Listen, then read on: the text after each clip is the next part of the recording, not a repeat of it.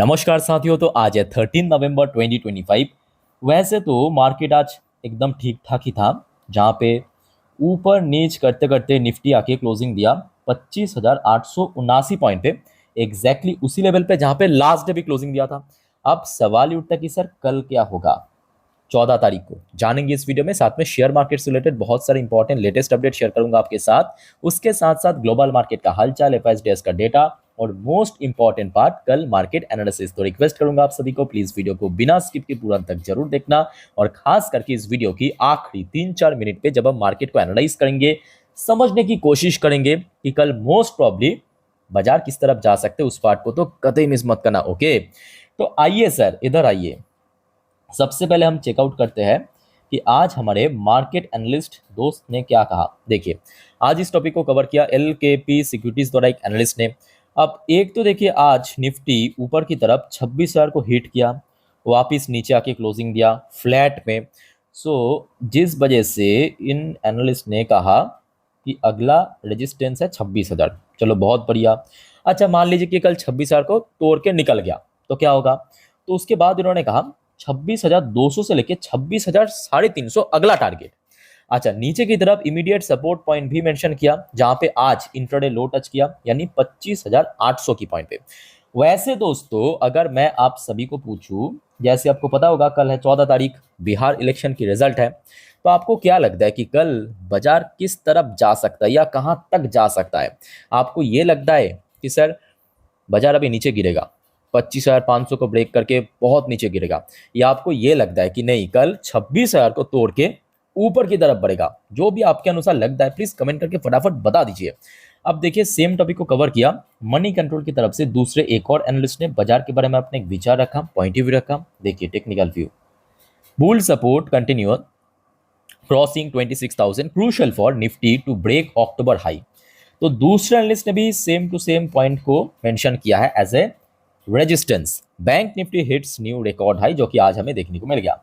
अच्छा, साथ ही साथ देखिए नीचे की तरफ एक रेंज भी मेंशन किया दूसरे एनालिस्ट ने। एक हो गया आपका 26,000 से लेकर 26,200 एज अ रेजिस्टेंस, और नीचे की तरफ सपोर्ट मेंशन किया 25,800 को as a support point short term basis पे। सो दोस्तों, इस टॉपिक को हम इस वीडियो की आखिरी 3-4 मिनट पर बहुत अच्छे से डिटेल में समझेंगे, कवर करेंगे। बट उसके पहले चलिए, आज बहुत सारे इंपॉर्टेंट इकोनॉमिकल डेटा, कुछ लेटेस्ट रिपोर्ट अपडेट आया, आपके साथ मैं शेयर करूंगा। थोड़ा पेशेंसफुली ध्यान से सुनिए और समझते जाइए। दोस्तों, आपको पता होगा कल, इवन आज दिन की पहली वीडियो में आपके साथ मैं शेयर किया था कि आज रात में मे बी यूएस की सीपीआई इन्फ्लेशन डेटा आउट होगा। अब ये एकदम ऑफिशियल अपडेट आ चुका है। जैसे आपको पता होगा यूएस में अभी गवर्नमेंट शटडाउन चल रहा है। सो व्हाइट हाउस से October jobs and inflation data may never be released because of the shutdown. तो शटडाउन की वजह से अक्टूबर 2025 की जो जॉब डेटा यानी अनएम्प्लॉयमेंट रेट, और साथ में जो सीपीआई इन्फ्लेशन डेटा और डब्ल्यूपीआई इन्फ्लेशन डेटा कभी भी रिलीज नहीं करेगा। So clear. तो यूएस इस बार अपना अक्टूबर की जो डेटा है, खास करके इकोनॉमिकल डेटा, वो रिलीज नहीं करेगा। अच्छा, खैर कोई नहीं, वो यूएस की मुद्दा है। हम बात करेंगे यूके। आज देखिए, यूके की जीडीपी डेटा आउट हुआ। प्रीवियस मंथ पे जीडीपी ग्रोथ था नील, मतलब कुछ भी ग्रोथ नहीं हुआ। इस बार भी फोरकास्ट आया था नील, बट एक्चुअल डेटा दोस्तों, एक्चुअली जीडीपी या इकोनॉमी जो है ना, कॉन्ट्रैक्शन फेज में पहुंच चुका है। -0.1%, मतलब बढ़ा नहीं है, घटा है। और मैं कहूंगा ये भारत के लिए बहुत पॉजिटिव संकेत है। आप में से बहुत सारे निवेशक अक्सर मुझे पूछते हैं कि सर आप इंडिया का तो दिखाते हो ये सब डेटा, बट बाहर की देशों की क्यों दिखाते हो। इसी वजह से याद रखना, यूके, जर्मनी, इटली, इन सब देशों की इकोनॉमी जो है ना, इकोनॉमी ग्रोथ रेट या तो नेगेटिव में चल रहा है या तो ना के बराबर चल रहा है। और ये भारत जैसे डेवलपिंग देश है, खास करके भारत की जो ग्रोथ रेट इतना हाई चल रहा है उसके लिए बहुत सही है, क्योंकि इकोनॉमी जो है ना ट्रांसफर हो रहा है। समझ पा रहे हो ना। हाँ, तो ये मैं कहूँगा भारत जैसे देशों के लिए बहुत सही है। सिर्फ भारत नहीं कहा, भारत जैसे देशों के लिए, जैसे कि ब्राज़ील हो सकता है, इंडोनेशिया हो सकता है, साउथ कोरिया हो सकता है। ओके। अच्छा, मूडीज की तरफ से एक रिपोर्ट आप देखिए जरा।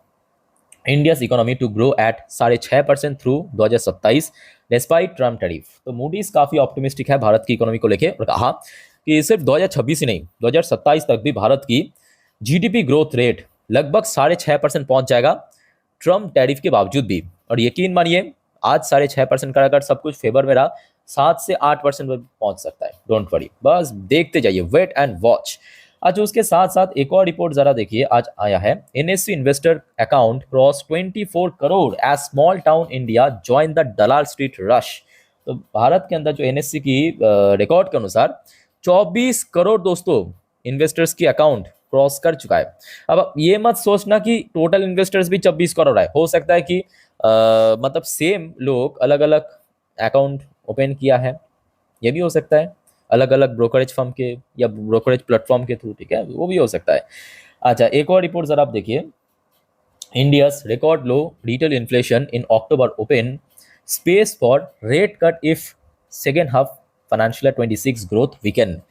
तो इस बार क्योंकि हमने देखा भारत की जो इन्फ्लेशन रिकॉर्ड लो हुआ, मतलब सदियों की लो आप कह सकते हो, जो कि बहुत ही ज़्यादा अनप्रेडिक्टेबल था भी।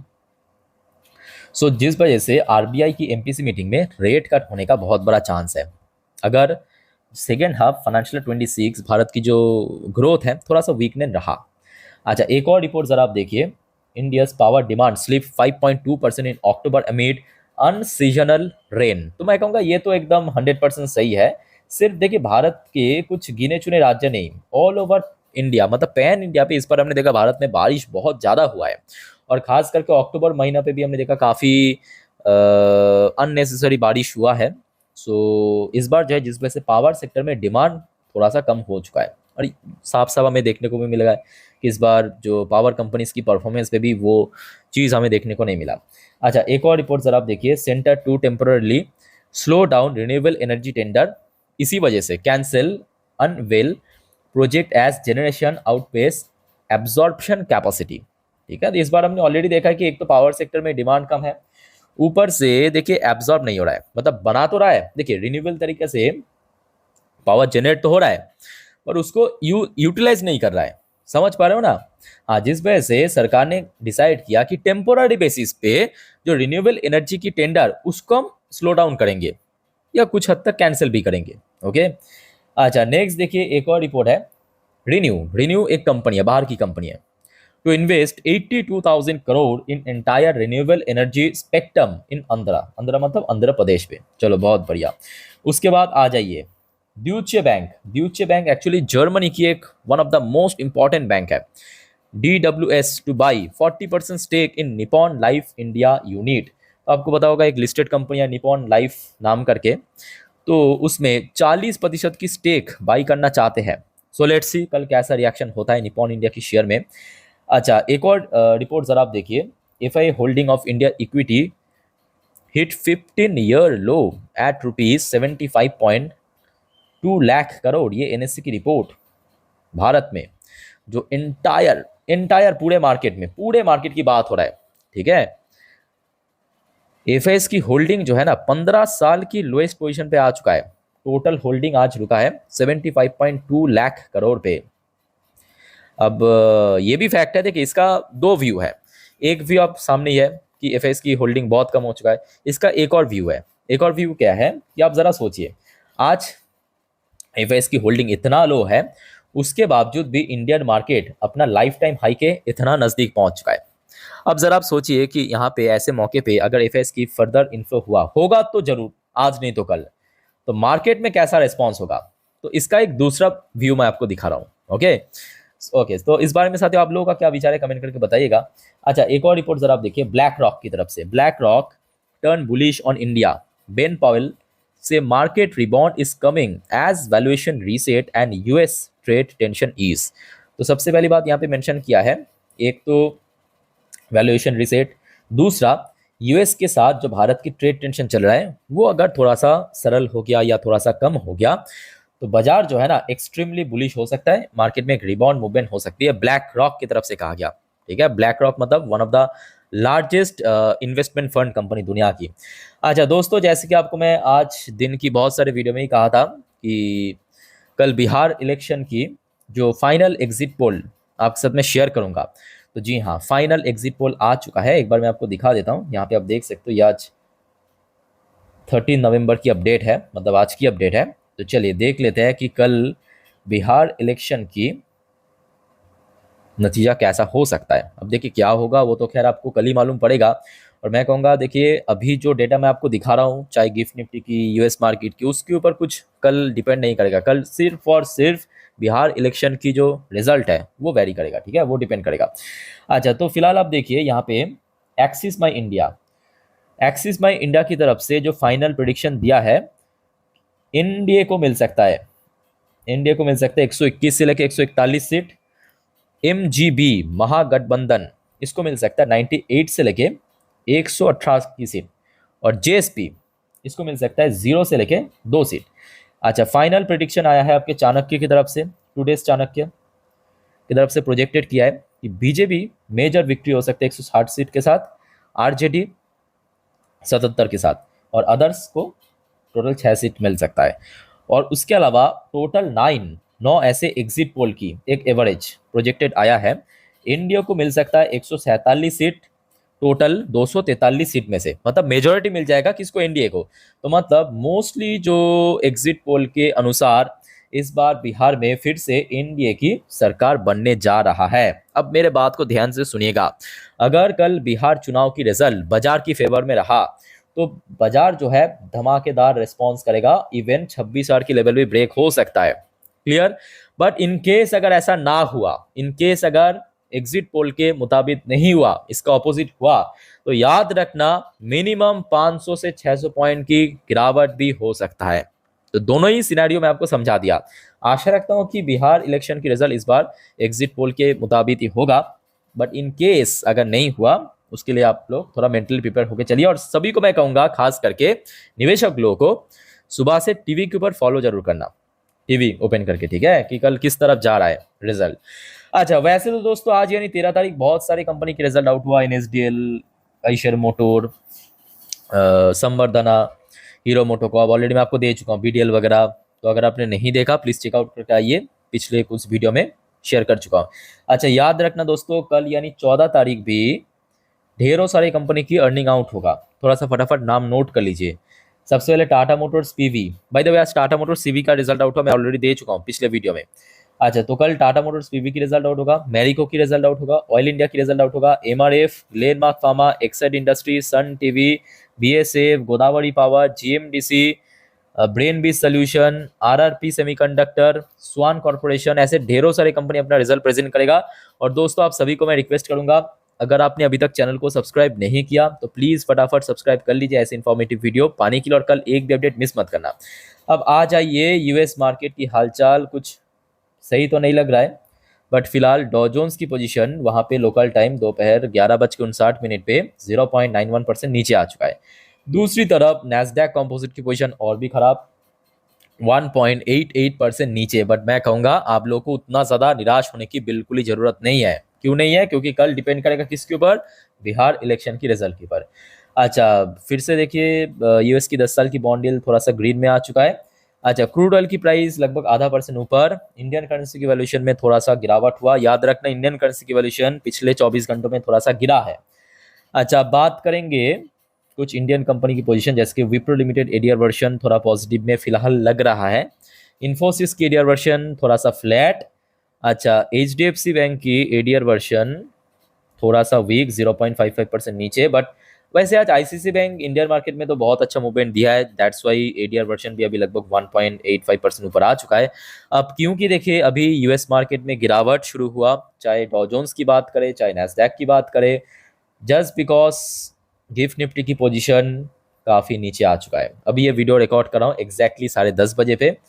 आप देख सकते हो गिफ्ट निफ्टी की पोजीशन 25,864 पॉइंट पे, मतलब आज जहाँ पे निफ्टी 50 क्लोजिंग दिया उससे भी नीचे आ चुका है। मैं बार बार कह रहा हूँ कि आपको बिल्कुल ही अभी ये गिफ्ट निफ्टी की पोजीशन देखने के बाद, यूएस मार्केट देखने के बाद निराश होने की जरूरत नहीं है। क्यों नहीं है? क्योंकि कल बिहार इलेक्शन के रिजल्ट के ऊपर सब कुछ डिसाइड होगा, बाजार की मूवमेंट। ओके, अगर इस बीच में इंटरनेशनली या जियोपॉलिटिकली कुछ अपडेट आ गया तो डोंट वरी, चाहे कितने भी रात हो कितना भी सुबह हो, मैं आपको इंस्टाग्राम स्टोरी में दे दूंगा। सो क्लियर दोस्तों, आप में से कोई अगर इंस्टाग्राम में हो मुझे फॉलो कर सकते हो, लिंक आपको नीचे मिल जाएगा, वहां पे मैं अक्सर देते रहता हूँ अपडेट। बाय द वे, वैसे आज 13 तारीख एफआईएस के द्वारा थोड़ा सा सेल ऑफ हुआ है, 383 करोड़ के आसपास शेयर, और डीआईएस ने आज बाई किया 3091 करोड़ के शेयर। चलो आगे बढ़ते हैं। मिडिल ईस्ट की तरफ से ऐसा कोई न्यू अपडेट नहीं है, और TA-35 अगेन आज पॉजिटिव में क्लोजिंग दिया, बट बहुत ऊपर नहीं, फ्लैट। सो दोस्तों, मार्केट से रिलेटेड जितने भी वाइटल अपडेट था, जानकारी था, आपके साथ में शेयर किया। अब चलिए मैं आपको मार्केट एनालिसिस वाला पार्ट के ऊपर लेके चलता हूँ। आपके सामने मैं ओपन कर लिया निफ्टी 50 की पिछले 3 महीने की कैंडलस्टिक चार्ट पैटर्न। अब जो बात मैं आपको बताने जा रहा हूँ, बहुत ही ध्यान से सुनना, अच्छे से ऑब्जर्व करना, हर एक पॉइंट को, हर एक नंबर को। बट उसके पहले दोस्तों, अब सभी को मैं रिक्वेस्ट करूंगा, अगर आपको वीडियो अभी तक अच्छा लगा, इन्फॉर्मेटिव लगा, प्लीज़ वीडियो को लाइक करना, और प्लीज़ चैनल को सब्सक्राइब करके जरूर रखना, ऐसे इन्फॉर्मेटिव वीडियो हर रोज हर वक्त पाने के लिए। देखिए एकदम फ्री ऑफ कॉस्ट है, मैं आपको बढ़िया से जानकारी दे देता हूँ मार्केट से बारे में, जियोपॉलिटिकल, तो काइंडली चैनल को सब्सक्राइब करके रखिए, ठीक है। अच्छा, कल के लिए 2 इंपॉर्टेंट पॉइंट जरा आप देखिए। जी हाँ, सबसे पहले डॉ जोन्स एंड नैस्डैक की फ्यूचर, बस ग्लोबल मार्केट की सेंटीमेंट किस तरफ है उस पर्पस देख लेना, और सिंपल कल टीवी ओपन करके बैठ जाना। आप अगर ऑफिस वगैरह जाते हो या कोई काम काज करते हो, फ़ोन में भी आपको दिख जाएगा, ठीक है। बस चेक करते रहना, क्योंकि इसके ऊपर ही बहुत कुछ डिपेंड करेगा। बिहार के एग्जिट पोल मैं बार बार कह रहा हूँ, ठीक है। अब चलिए, वैसे ये एक दिन की चार्ट पैटर्न, जैसे कि आपको मैं लास्ट डे भी कहा था, पता होगा ना क्या कहा था आपको, कि ऊपर की तरफ ऐसे बॉक्स बना के, कुछ याद आ रहा है, ऐसे बॉक्स बना के कल आपको बताया था कि ऊपर की तरफ 26,000 की लेवल दर, हाँ देखिए ऊपर की तरफ ये 26,000 की लेवल, नीचे की तरफ सपोर्ट क्या कहा था, 25,750, ठीक है। तो देखिए कल एक तो डिपेंड कर रहा है बिहार की इलेक्शन के रिजल्ट के ऊपर, बट अगर मान लीजिए कि एग्जिट पोल के अनुसार ही हुआ, एग्जिट पोल जो बता रहा है इंडिया की सरकार फिर से बनेगा, उस हिसाब से हुआ, तो आई थिंक कि कल 26,000 की लेवल आराम से क्रॉस करके निकल सकता है, ठीक है। और 26,000 की लेवल अगर क्रॉस कर लिया तो मतलब पिछले महीने जहाँ पे रेजिस्टेंस मिला ऊपर की तरफ दो दो बार, यहाँ पे अगला रेजिस्टेंस, तो मतलब 2 इंपॉर्टेंट लेवल 26,100 और 26,000, ये ऊपर की तरफ नोट कीजिए, ठीक है। अच्छा, नीचे की तरफ 2 सपोर्ट है, एक तो कल वाला जो आपको सपोर्ट बताया था, और दूसरा आज जहाँ पे इंट्राडे लो टच किया था, मतलब ये वाली पोर्शन पे, ये कौन सा लेवल है, लिख के देता हूँ, डोंट वरी, 25,800 750, क्लियर। ये कल के लिए इंपॉर्टेंट सपोर्ट लेवल नोट कीजिए।